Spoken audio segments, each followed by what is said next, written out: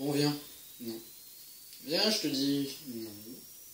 Faut montrer ta gueule, donc viens là. Je suis timide.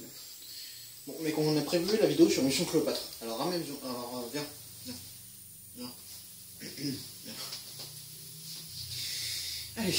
Bonjour à tous. Bonjour. Comment ça va? Bienvenue à tous sur cette vidéo donc de Biprod. Bienvenue à Melvin qui a sa propre chaîne parce qu'il fait des vidéos sur Twitch, il fait des lives sur Twitch, excusez-moi.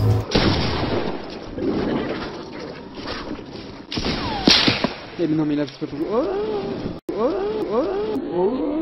a un point commun tous les deux, c'est qu'on est énormément fans de bande dessinée et un peu plus d'Astérix. Oui. Et on se connaît depuis quelques semaines et là je me suis dit tiens, qu'est-ce que Melvin pense de Astérix Obélix Mission Cléopâtre? Donc sorti en 2002 et réalisé par Alain Chabat avec Christian Clavier, Gérard Depardieu et Jamel Debbouze dans les rôles principaux, ensuite avec Claude Rich dans le rôle de Panoramix, Alain Chabat pour César, Monica Bellucci pour le rôle de Cléopâtre, Gérard Darmon pour le rôle d'Amon Beaufils, Édouard Montout pour le rôle de Nexus 6 et Dieudonné pour le rôle de KFC+. Je sais comment tu fais parce que j'arrive pas à retenir tous ces noms. Non, je sais pas, j'ai une grosse mémoire. Et Edouard Baird pour le rôle d'Otis, le scribe. Donc l'histoire, bien sûr, se déroule en 50 avant Jésus-Christ, cette fois en Égypte, où César juge le peuple égyptien comme décadent, et Cléopâtre ça l'énerve un peu.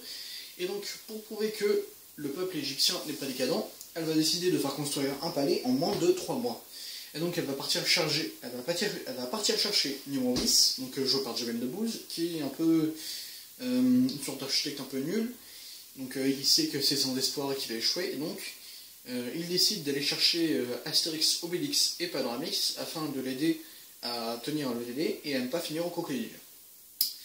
J'ai déjà dit mon avis sur la licence dans la vidéo sur le secret de la potion magique, vous pourrez aller le voir, la vidéo est en description. Est-ce que tu auras un avis sur la licence, Melvin? Attends. C'est-à-dire que tu as vu lesquels?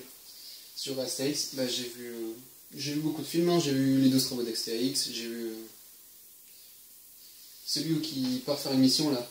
Il part faire une mission, lequel? Les Vikings? Non? Oui, avec les Vikings. Bah, en fait, je me souviens plus des noms, mais j'en ai vu beaucoup. Ah, donc tu es fan de la licence quand même? Oui. C'est juste que j'ai du mal à retenir les noms.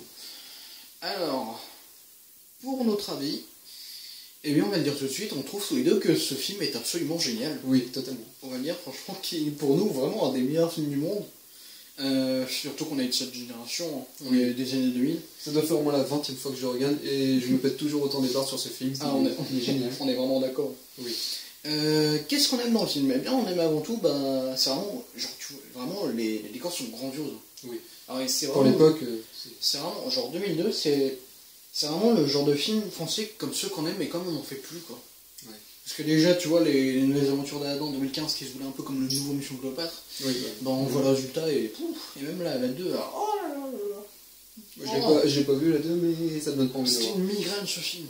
Oui. J'ai une migraine de 3 jours. Alors, qu'est-ce qu'on aime d'autre dans ce film? Eh bien, je voulais revenir sur un truc que j'aime bien dans le film, c'est un peu, tu vois, le côté international de la licence. Oui, c'est vrai que c'est genre, tu vois, c'est genre.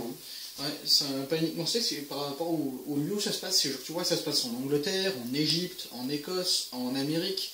Ça se passe chez les Vikings. Et bah, c'est ça qui fait que c'est ça qui fait qu'en gros, la licence a beaucoup marché, c'est que bah, en gros, ça se passe partout. En gros, Astérix, ça a fait le tour du monde. Même si on sait bien sûr que ça n'a pas vraiment marché aux États-Unis, parce que voilà, ça a toujours été plus super-héros là-bas en termes de BD. Et bah, c'est ça qui fait que Astérix marche, c'est que ça a fait le tour du monde. Et qui aujourd'hui, bien sûr, la licence de BD la plus connue au monde et bien sûr la plus vendue dans le monde, avec Lucky Luke si je me rappelle bien. Qu'est-ce que tu aurais à dire sur le film, toi, Melvin? Bah déjà, le film est bien rythmé, il est ni trop lent, ni trop rapide, on s'ennuie pas. Ni trop lent, trop rapide, ouais, on s'ennuie jamais. Oui, oui, les conversations sont parfois sérieuses, parfois drôles, généralement c'est plus tourné dans le ton de l'humour. Oui, bah les personnages et les acteurs sont bien choisis, franchement, il n'y a rien à dire. Puis Il y a beaucoup de paysages qui nous font pas mal voyager. Ouais, et surtout il y a un truc dans le film qui paraît assez bien, c'est vraiment genre le clin d'œil à pop culture. Rien que là, la séquence qui se passe derrière, en fait, la brebis qui se fait... Bon, je sais pas si c'est une brebis. La brebis qui se fait bouffer par les alligators, en fait, c'est un clin d'œil, vous voyez la scène dans Jurassic Park, où il y a en gros la chèvre qui se fait bouffer par les dinos. Je sais pas si t'as vu Jurassic Park, toi. Je les ai vus, mais ça me dit rien. Ok. C'est vraiment un truc, genre, ça tire surtout, genre... à la fois la culture française et la culture internationale. Par exemple, vous voyez la grosse scène parodie Dragon Ball, là où il hurle Envolation. Oui, c'est vraiment genre. Ça dépend. Le truc qui tire surtout, rien qu'en fait, même dans les noms des personnages, parce que Itinéris, si vous vous rappelez bien, en fait, c'était. Itinéris, si je me rappelle bien, c'était une ligne de téléphone qui aujourd'hui n'existe plus. Et à un moment, Panoramix dit Itinéris a raison de ne pas se laisser faire. En fait, c'est une sorte de jeu de mots en fait, entre l'expression se laisser faire et SFR. Oui. Qui en gros, bah voilà, c'est ça qui fait rire, c'est qu'en gros, c'est amené de manière subtile et bien faite. C'est pas juste de la référence pour faire de la référence. Par exemple, vous voyez dans Au service de Sa Majesté, à un moment, César dit à Astérix je suis ton père. Et après, on entend le qui est la respiration de Dark et ça fait pas rire parce qu'en fait, c'est juste du clin d'œil pour faire du clin d'œil, bah ça marche pas, l'effet comique ne marche pas. C'est comme par exemple, vous voyez Le Domaine des Dieux en 2014, il y a... un très bon film d'ailleurs. Ouais, très bon film d'ailleurs, on avait adoré. Et bien en fait, il y a, vous voyez la scène de Panoramix qui hurle « Vous ne passerez pas !» Et juste après, il y a le Romain qui dit « Toi, le barbu, tu dégages !» Et ben ça fait rire, parce que le coup de Panoramix qui se fait dégager, et ben on s'y attend pas. Et c'est ça qui fait que ça marche. C'est ça qui fait que le mot marche. Et qu'est-ce qu'on aurait à reprocher comme défaut en fait? Alors, comme défaut, bah, honnêtement, le film est tellement bon qu'il n'y a pas de défaut. Moi j'aurais peut-être des choses à dire, c'est que je reproche tout simplement le truc, c'est que ça fait un peu comme le Secret de la Potion Magique, c'est-à-dire qu'en gros je trouve que Astérix et Obélix sont beaucoup moins présents que les personnages comme Numérobis ou Panoramix ou même César. Enfin, après, l'intrigue est faite autour de ces personnages beaucoup plus qu'Astérix et Obélix qu'on voit partout. Oui, parce que l'élément, j'avoue quand même l'élément déclencheur, ça reste Numérobis, parce que c'est lui qui vient chercher Astérix, Obélix et Panoramix. Bah, ça fait un peu ça dans toutes sortes d'histoires. Un point négatif qu'on pourrait relever, même si ça n'est pas vraiment, c'est aussi la taille d'Astérix qui de base est tout petit. Même si là, ça se remarque pas vraiment. Là, je trouve que ça reste quand même raccord, parce que dans les deux premiers Astérix, Astérix est joué par Christian Clavier, et de base, Christian Clavier est plus petit qu'Obélix. Et plus petit, pardon, parce que je confonds les deux. J'ai confondu Depardieu et Obélix. Je suis désolé, mais ce personnage, en fait, lui colle tellement à la peau, c'est qu'on confond les deux. Et en fait, comme Clavier est de base plus petit que Depardieu, en fait, l'effet marche. Et ça marche plus dans Au service de Sa Majesté, parce que Astérix, dans Au service de Sa Majesté, est joué par Édouard Baird, qui est plus grand que Depardieu. Donc c'est ça qui fait que le raccord petit, grand, maigre, gros, il marche plus. Oui. En plus, bien sûr, du style Au service de Sa Majesté, qui était vraiment pouf, quoi. Oui, puis ce qui est bien aussi dans ce film-là, c'est que les petits clichés, les traditions, on va dire, de ces séries de films, c'est par exemple Obélix qui veut tout le temps boire la potion alors qu'on lui dit non, elle est respectée dans l'originalité. Même si dans ce film-là, ils l'ont un peu brisé, au moment qu'il a vu la potion. Bah, même dans la BD, il était brisé. Il était brisé là, parce que dans la BD, il boit de la potion. Il devient en pierre, non? Non, c'est pas dans celui-là. C'est mon petit coupure, excusez-nous, il y a un problème technique. Et donc, où est-ce que j'en étais? On parlait des BD. On parlait des BD, oui. Eh ben, il y a un truc d'ailleurs, autre chose que je voulais revenir, c'est que le plus souvent on te dit, si tu comprends pas un truc de la BD, on te dit, il faut que tu lises la BD. Alors qu'en fait, non, c'est comme l'univers Marvel, même si ça ne ressemble pas vraiment, on va se dire, c'est qu'il n'y a pas besoin de lire la BD, parce qu'en fait, c'est une adaptation cinéma. C'est vraiment genre, on réadapte la BD. C'est ça que j'avais expliqué dans la rétropause sur Lou, c'est que les adaptations en animation peuvent être plus fidèles, et les adaptations live, en fait, ce sont plus des réadaptations, comme bien sûr la scène Mission Cléopâtre, qui parodie Dragon Ball. Oui. Bah, par exemple, là, cette scène qu'on peut voir, ils ont réussi à nous sortir des phrases qui restent cultes encore aujourd'hui, comme par exemple la scène que Numérobis, d'un moment, il fait moins 8000. Ça, c'est des scènes qui restent. Hein. Ouais, ça reste culte. Et même là, la parodie, en fait, le roman, en fait, il parodie un peu vraiment, genre, un gendarme, quoi. Genre, il le prend comme ça, comme un gendarme prendrait quelqu'un dans la rue. Enfin, prendrait... Ne sortons pas la force du contexte. Oui. Oui, et même là, genre, par exemple, Astérix, là, qui punch le roman, bah, là, aujourd'hui, ça reste un peu une scène culte, regardez. Parce que parfaitement dans le timing. C'est quand même les effets spéciaux, à part, ouais, vraiment dans les aventures d'Aladin, même si j'ai pas aimé le film, je trouvais par contre que dans les nouvelles aventures d'Aladin, les effets spéciaux étaient vraiment bien faits, alors qu'ils avaient un budget, ils n'avaient pas le budget dans Mission Cléopâtre. Ouais. Ils avaient que 15 millions d'euros par rapport à... Oui, l'histoire c'est que c'est plus facile de faire des effets spéciaux maintenant qu'à leur époque. Oui. Donc on va dire que le budget était moins grand. Enfin, il était nécessairement moins grand que l'époque. Oui. C'est quelque chose. C'est le seul truc, c'est qu'en fait, tourner avec des vrais acteurs, en fait, ça coûte beaucoup moins cher que de faire tout en animation. Parce que les acteurs font tout eux-mêmes et ils n'ont pas besoin d'être animés ou d'avoir même une voix, quoi. Un passage du film qui est pas mal aussi, c'est le passage du film où Obélix fait tomber le nez du Sphinx. Oui. Bah ça c'est pas mal parce que ils essayent de nous faire croire une fausse facette de l'histoire. Bah, c'est ça. En disant pourquoi le Sphinx n'a plus de nez, parce qu'Obélix a cassé, alors que ce n'est pas du tout ça. Genre, comment le nez est tombé, un gros Gaulois a voulu monter au-dessus. Et le nez est tombé. C'est ça. Oups. Et la légende raconte que le nez est caché sous le Sphinx. Ouais, c'est ça, mais on n'a toujours pas fait de fouille. C'est ça le problème. Oui, c'est vrai, c'est un peu problématique. Ouais. Voilà. Bah, j'ai un autre truc. Moi, ce que j'ai vu, c'est en fait, j'ai le CD du film.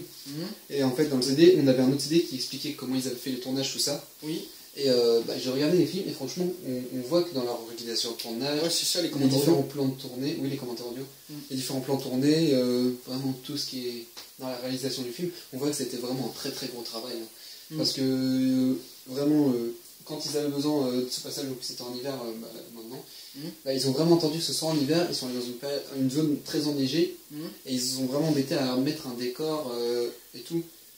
Vraiment, ils ont attendu la bonne période pour faire ce qu'il fallait. Ils ont vraiment voyagé un peu partout. Par exemple, pour le Nil, c'était pas le Nil, si je ne me trompe pas. C'était une autre rivière. Excusez-nous, petite coupure, il y avait plus de place sur la carte SD. Vas-y. Ouais, donc je disais, par exemple, c'était qu'il y a beaucoup de décors qui ont été refaits en 3D pour vraiment donner l'effet réaliste de l'époque. C'est par exemple, du coup, je recommande.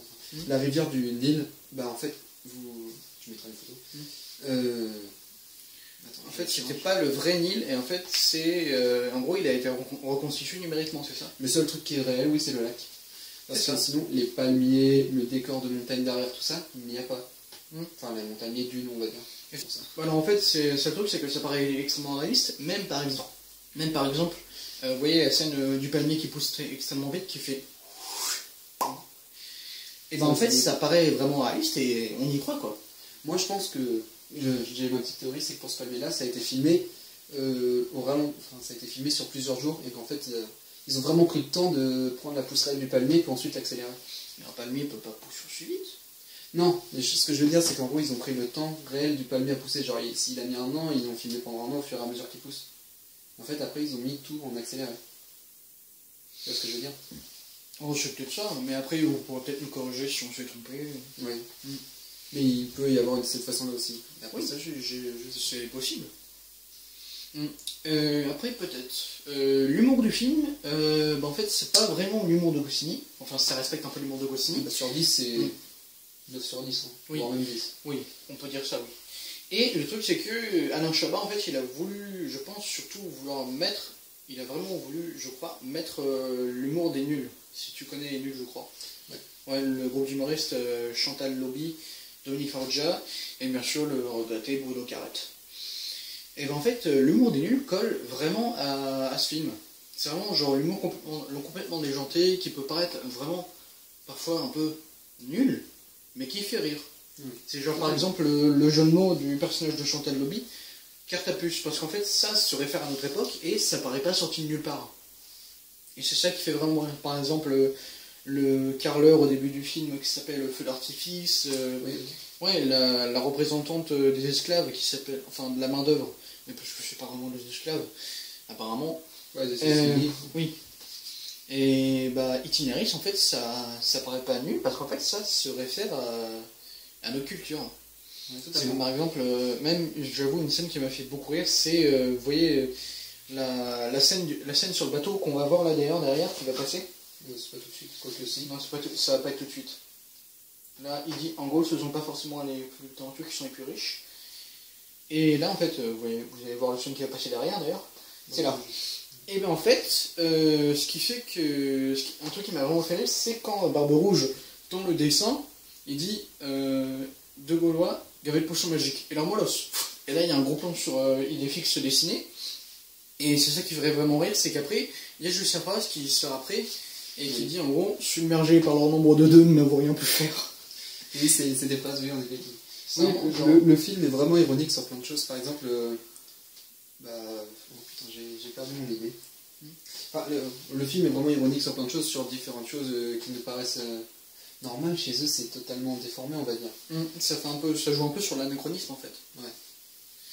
Et aussi, il y a un truc que je me suis toujours demandé, c'est, en gros, on a eu la preuve qu'adapter une BD au cinéma, ça pouvait être extrêmement facile, parce qu'on voit ce qu'a fait Alain Chabat, et on se dit quand même, il y a un truc que je me suis toujours demandé, c'est pourquoi on n'a jamais fait une adaptation du Tour de Gaulle d'Astérix. Parce que c'est vraiment genre, on aurait eu tous les moyens, on aurait pu faire des guests, ça joue sur les clichés, par exemple avec les Ch'tis, les Marseillais, les gens de l'Est, de l'Ouest. Et ben c'est ça qui fait qu'en gros ça pourrait donner un putain de bon film, le Tour de Gaulle d'Astérix.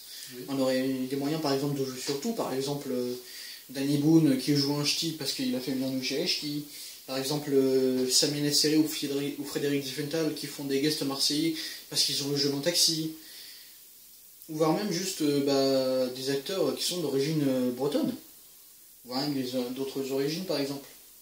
Par exemple, qui viennent de l'Est, de l'Ouest, vous voyez, ça permettrait de jouer sur plein de choses.